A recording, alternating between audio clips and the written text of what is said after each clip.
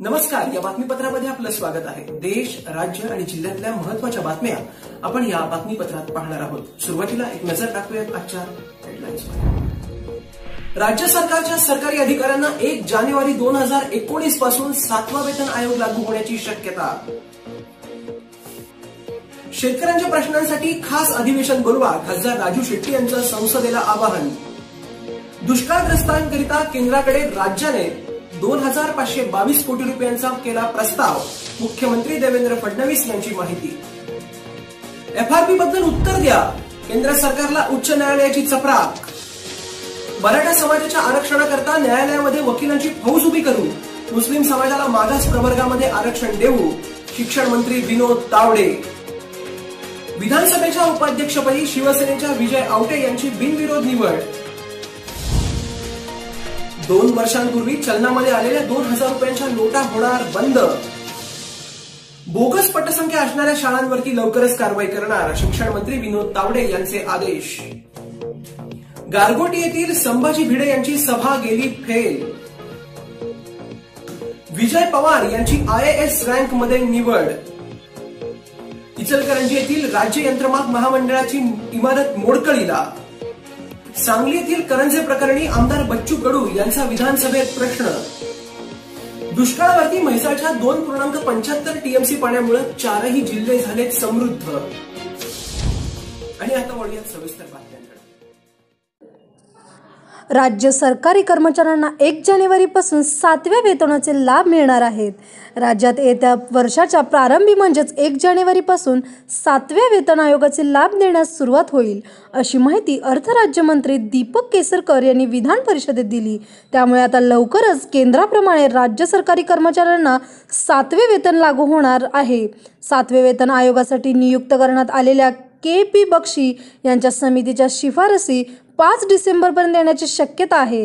त्याचप्रमाणे KP बक्षी यांच्या समितीच्या शिफारशी आल्या नाहीत तरीही जानेवारीपासून वेतन आयोगाप्रमाणे निश्चितच लाभ देण्याची सुरुवात करण्यात येणार असल्याची माहिती मिळत आहे। 7वे वेतन आयोग लागू झाल्यानंतर कर्मचाऱ्यांचे किमान वेतन 20,000च्या पुढे जाणार आहे।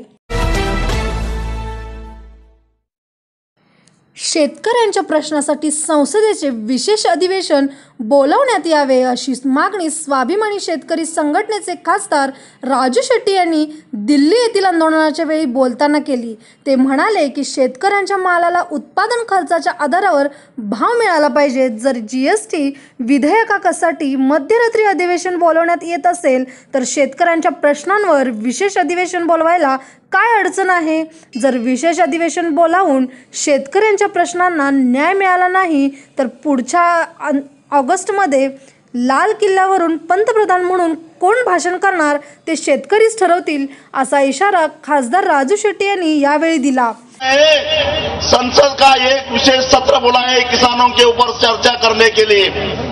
पिछले 72 साल में पहली बार ये मांग उठी है किसानों की तरफ से। संसद के विशेष सत्र हमेशा ले जाते हैं। पिछले 10 साल से मैं सांसद हूं, मैंने देखा हूं पहली बार किसान मांग कर रहा है कि संसद का विशेष सत्र बुलाइए। क्यों किसान आत्महत्या कर रहा है? क्यों किसानों के ऊपर कर्जा बढ़ रहा है? क्यों किसानों को लागत से भी कम दाम में फसल बेचनी पड़ रही है? इसके लिए जिम्मेदार कौन है? इसके बारे में पूरी तरह से चर्चा होने की आवश्यकता है, इसलिए हम मांग कर रहे हैं। और अगर एक मोदी जी की जिद के लिए, उनकी इच्छा के खातिर अगर संसद का विशेष सत्र होता है, देर रात 12 बजे संसद के दोनों सदन के सांसद सेंट्रल हॉल में इकट्ठा होकर GST का कानून पारित करते हैं, तो इस देश के किसानों की मांगों पर संसद का विशेष सत्र का आयोजन क्यों नहीं हो सकता? ये मेरे देश के सामने सवाल है। सभी राजनीतिक दलों के सामने मेरा ये सवाल है, क्या हम देश के नागरिक नहीं है? हमारा कोई अधिकार नहीं है? हमने पिछले साल इस देश के हर एक जिलाधिकारी को अपने दस्तखत के साथ 25 लाख से भी ज्यादा दस्तखत करके हमने मांग की थी कि विशेष सत्र बुलाइए। हमारे महाराष्ट्र में 3,500 गांवों ने गांव सभा लेकर मांग की थी कि विशेष सत्र बुलाइए, फिर भी विशेष सत्र क्यों नहीं बुलाया जाता, यही हमारा सवाल है। इस विशेष सत्र में हम 2 बिलों पे चर्चा चाहते हैं। जो 2 बिल इन पूरी किसान संगठन जो 209 संगठन है उनकी तरफ से विभिन्न राजनीतिक दलों के साथ चर्चा विचार विमर्श करके हमने जो 2 ड्राफ्ट बनाए हैं, एक बिल का नाम है इस देश के किसानों को कर्ज मुक्त होने का अधिकार विधेयक 2018 और दूसरे का नाम है इस देश के किसानों को लागत से 1.5 गुना दाम मिलने का अधिकार विधेयक 2018। ये दोनों बिलों को पारित करने के लिए विशेष सत्र बुलाइए। मैं चेतावनी देना चाहता हूं, अगर ये विशेष सत्र नहीं होगा तो इस देश का किसान तय करेगा 2019 अगस्त 2019 में दिल्ली के लाल किले पे प्रधानमंत्री के रूप में भाषण कौन करेगा, ये हम तय करेंगे। सध्या मिरज तालुक्यातील मालगाव येथे हजरत शेख फरीद उर्फ बावापन उरूस निमित्ताने अनेक पाळणी, जायंट व्हील आदींसह विविध मनोरंजन कार्यक्रमाचे स्टॉल यास परवानगी देण्यात आलेली आहे। दर्ग्याच्या मागील बाजूस असणाऱ्या काही पाळणे व जायंट व्हीलमधील पाळणे हे गंज पकडून तुटलेल्या अवस्थेत आहेत। सदर जायंट व्हीलमधील पाळण्याच्या बसण्याच्या ठिकाणी गंज पकडून त्याचे लोखंड पत्रा सडलेले आहे। यामुळे नागरिकांचे जीव धोक्यात आले आहेत। अशा पाळणाधारक व जायंट व्हील संबंधित मालकांवर तात्काळ कारवाई करावी। मालगाव ग्रामपंचायतद्वारे अशा धोकादायक पाळण्यांना परवानगी कोणत्या आधारे दिली याचा खुलासा त्यांनी करावा।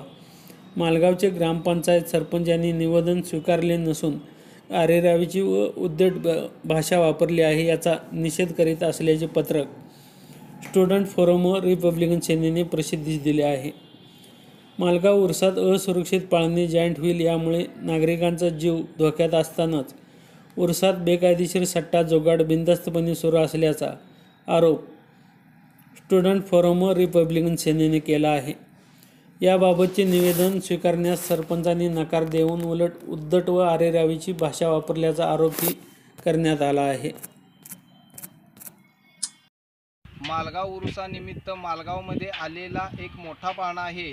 त्या पाळण्याची अतिशय दुरावस्था आहे। पाय ठेवण्याच्या जागी खाली गंज पकडून तुटण्याच्या अवस्थेत आहे आणि त्यामुळे नागरिकांच्या जीवितास धोका निर्माण होऊ शकतो।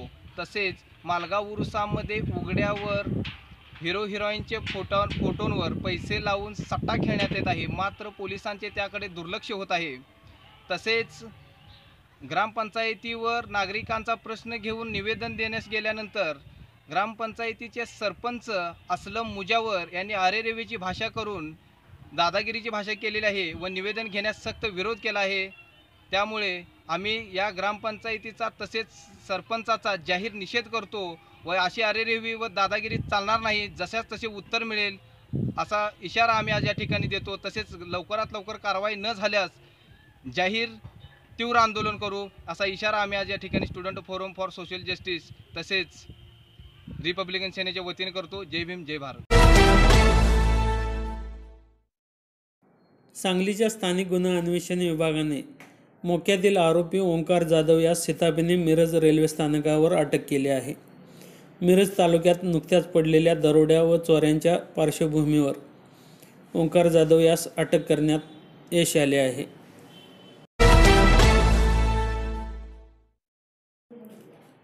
खानापूर तालुक्यातील वेजीगाव येथील धनाजी दादासाहेब देवकर यांनी किरकोळ कारणावरून भांडण काढून खुनी हल्ला केल्याची फिर्याद गोरखनाथ शिवाजी कांबळे राहणार वेजीगाव यांनी विटा पोलीस ठाण्यात दिली आहे। कांबळे यांच्यासह किरण गोरखनाथ कांबळे, मनीषा गोरखनाथ कांबळे, कलावती शिवाजी कांबळे हे तिघेजणही जखमी झाले आहेत।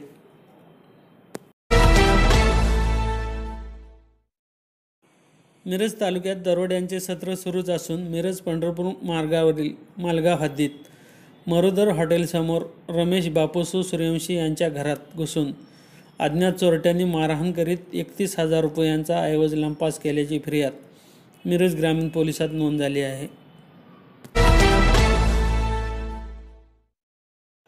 तासगाव तालुक्यातील लोढे गावच्या ग्रामसेविका SN स्वामी या गावात वेळेवर कामावर येत नाहीत. जरी आल्या तरी त्या लोकांची कामे न करता अडवणूक करतात. त्यांची भाषाही उद्धट आहे. याचा परिणाम गावातील विकास कामांवर होत आहे. याला वैतागून सरपंच शानाबाई घुटुगडे, उपसरपंच ईश्वर पाटील व ग्रामपंचायत सदस्य यासह संतप्त ग्रामस्थांनी शुक्रवारी ग्रामपंचायतीला टाळे ठोकले. त्यांची तात्काळ बदली करा व चांगला ग्रामसेवक द्या या मागणीसाठी गट विकास अधिकारी अरुण जाधव यांना याबाबतचे निवेदन दिले आहे.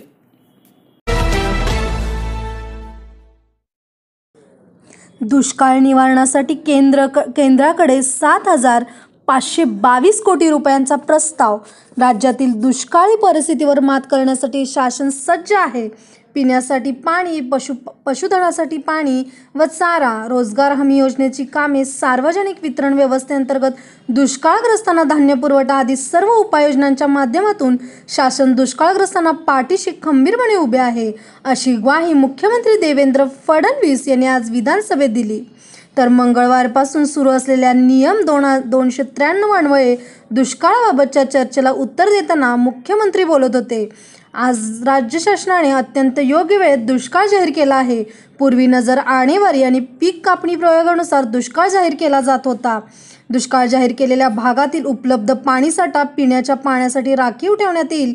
आवश्यक तेथे टँकर पाणी पुरवठा करण्यात येईल आणि रेशन कार्ड नसलेल्या रेशन कार्डांना उपलब्ध करून देऊन धान्य पुरवठा करण्यात येईल. तसेच दुष्काळी भागातील शालेय मुलांसाठी उन्हाळी सुट्ट्यांमध्येही मध्यान्ह भोजन योजना राबवण्यात येईल. दुष्काळाच्या उपाययोजनांसाठी यापूर्वी 736 कोटी रुपयांची तरतूद केली असून पुरवणी मागण्यांद्वारे 2,263 कोटी रुपयांची तरतूद केली आहे.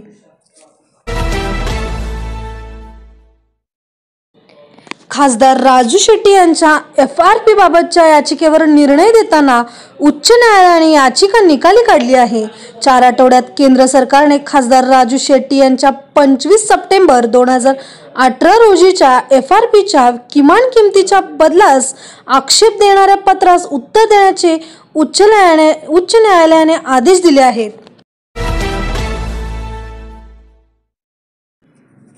मराठ्यांना आरक्षण जाहीर झाल्यानंतर मुस्लिम आरक्षणाचा ज्यावेळेला प्रश्न उपस्थित झाला त्यावेळेला शिक्षण मंत्री विनोद तावडे यांनी सांगितले की मुस्लिमांना धर्माच्या आधारावर आरक्षण न देता मुस्लिमांना मागास प्रवर्गामध्ये आरक्षण देऊ.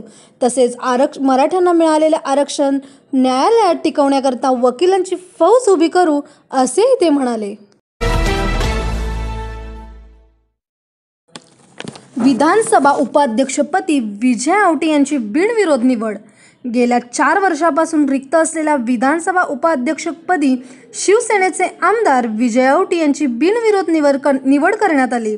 शुक्रवारी विधानसभा उपाध्यक्षपदाच्या निवडणुकीतून काँग्रेसचे हर्षवर्धन संकपाळ आणि अपक्ष आमदार बच्चू कडू यांनी माघार घेतली. त्यामुळे आता शिवसेनेचे आमदार विजय आवटी यांची बिनविरोध निवड झाली आहे. सध्या विधानसभेचे अध्यक्षपद हे भाजपाच्या कोट्यातून हरिभाऊ बागडे यांच्याकडे आहे, तर गेल्या 4 वर्षापासून विधानसभेचे उपाध्यक्षपद हे रिक्त होते. 2 वर्षापूर्वी नव्याने सुरू झालेल्या 2000च्या नोटा बंद होणार आहेत. देशात 2000च्या चलनांची संख्या व्यवहारातून कमी होत आहे. त्यात 2000च्या नोटांची छपाई पूर्णतः थांबवल्याने 2000च्या नोटा बंद होतील की काय याबाबत नागरिकांमध्ये चर्चा जोर धरू लागली. त्यात 2000च्या कोट्यावधी बनावट नोटा विविध राज्यात पोलिसांच्या छाप्यात सापडत आहेत. यात नोटांचे चुकीचे रंग, उडणारे पुसट रंग आणि नोटा छापण्यातही मोठ्या चुका होत्या. देशाचे सर्वात महागडे चलन नाशिकच्या करन्सी नोट प्रेसमध्ये न छापता RBIच्या नवीन प्रेसमध्ये छापण्यात आले. याबाबतही प्रश्नचिन्ह उपस्थित करण्यात आले होते. त्यामुळे नोटा न छापण्यामागची कारणे काय हे सरकारने स्पष्ट करणं गरजेचं आहे. याबाबत अनेक प्रश्न उपस्थित होऊ लागले आहेत.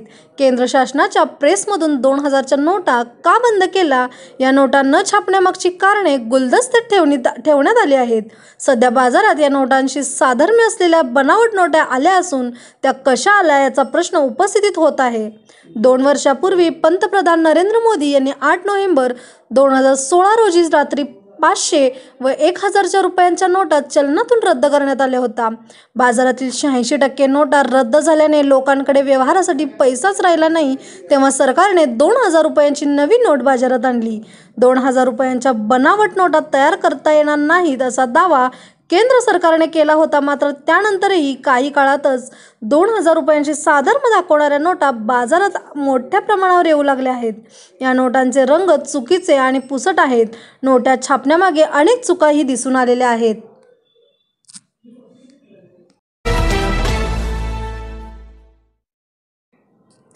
बोगस पटसंख्या दाखवणाऱ्या शाळांवर 2 महिन्यात कारवाई.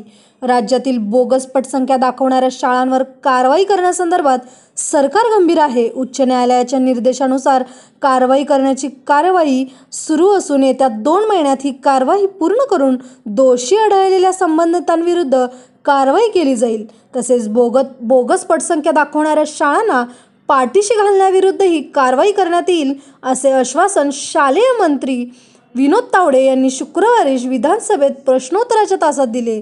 राज्यातील बोगस पटसंख्या दाखवणाऱ्या शाळांवर कारवाई संदर्भात आशिष शेलार यांनी विधानसभेत प्रश्न उपस्थित केला होता. त्यावर तावडे यांनी उत्तर दिले. राज्यातील विशेष पडताळणी मोहिमेत राज्यातील 1404 शाळांमध्ये सदर दिवशी 50% पेक्षा कमी उपस्थिती आढळून आली.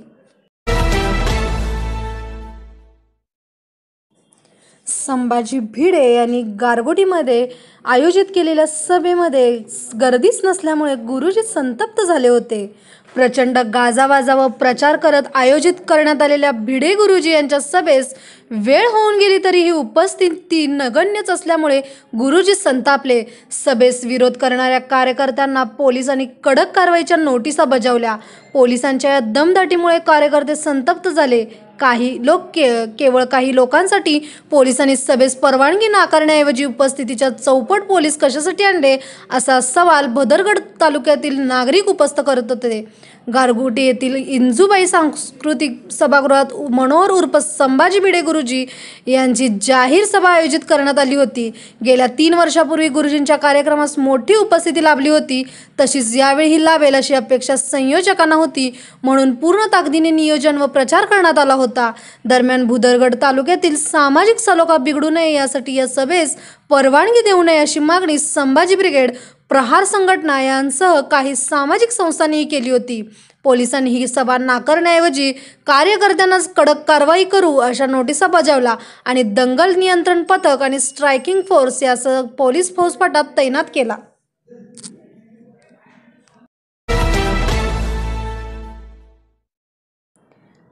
मरवडेचे विजयकुमार पवार ठरले मंगळवेढा तालुक्याचे पहिले IAS अधिकारी. तालुक्यातील मरवडेचे सुपुत्र विजयकुमार भागवत पवार हे मंगळवेढा तालुक्यातील पहिले IAS अधिकारी ठरले असून त्यांची नुकतीच भारतीय प्रशासकीय सेवेत निवड करण्यात आली आहे. विजयकुमार पवार हे सातारा सोलापूर जात पडताळणी समितीचे अध्यक्ष म्हणून कार्यरत असून त्यांनी यापूर्वी सोलापूर, औरंगाबाद, मुंबई, पुणे, सरदार सरोवर प्रकल्प, JJ हॉस्पिटल मुंबई, कोकण कृषी विद्यापीठ आदी ठिकाणी उपजिल्हाधिकारी, जिल्हा पुरवठा अधिकारी, अप्पर जिल्हाधिकारी म्हणून काम केले असून प्रत्येक ठिकाणी कामाची पद्धती चांगली राहिली आहे. दरम्यान मंगळवेढा तालुक्यात पहिले उपजिल्हाधिकारी विजय पवार हेच होते. यंत्रमा कार्यालयाची दुर्दशा. जीर्ण इमारतीत नावाचा फलकही नाही आणि महामंडळाकडे अवघे 2च कर्मचारी कार्यरत आहेत.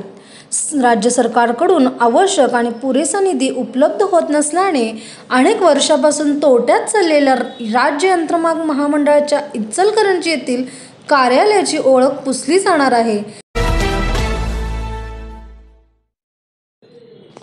खानापूर तालुक्यातील करंजे येथील मुलीवर झालेला लैंगिक अत्याचार व पोलिसांनी या प्रकरणी केलेल्या दुर्लक्षाप्रकरणी आमदार बच्चू कडू यांनी विधिमंडळात प्रश्न उपस्थित केला.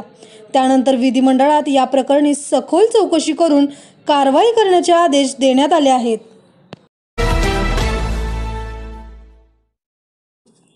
दुष्काळावर म्हैसाळच्या 2.75 TMC पाण्याची मात्रा यंदा पावसाळ्यात आलेला दुष्काळ आणि वाढत्या टंचाईची दाहकता पाहून अखेर हिवाळ्याच्या आरंभीस यंदा मैशाळ योजनेचे आवर्तन सुरू झाले आहे. 8 ऑक्टोबर रोजी प्रारंभ झालेल्या आवर्तनातून 54 दिवसात तब्बल 3.5 TMC पाणी सोडले आहे. या पाण्यामुळे सांगली जिल्ह्यातील मिरज पूर्व, कवठे महांकाळ, तासगाव आणि जत या 4 दुष्काळी तालुक्यातील भागाला जणू संजीवनीच मिळालेली आहे. याचबरोबर हे बातमीपत्र इथंच संपत आहे. ताज्या आणि महत्त्वाच्या घडामोडींसह पुन्हा भेटूया. तोपर्यंत